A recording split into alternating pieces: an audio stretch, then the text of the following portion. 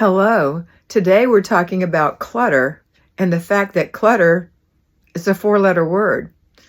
It's not a good word. It's not a good thing to embrace. So we want to get that out of our life. We want to wholesome our life. So let's get the clutter out. Start by doing your daily clutter stops.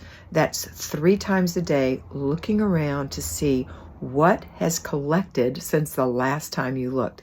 It doesn't have anything to do with the old clutter. It's your daily clutter.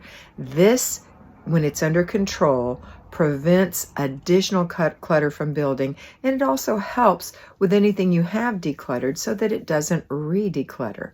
So look around every day, 3 times a day, at the areas you've decluttered and at the regular flat surfaces, floors, couches, tabletops, countertops, to make sure that you or your children or your husband haven't left clutter. Have a great day.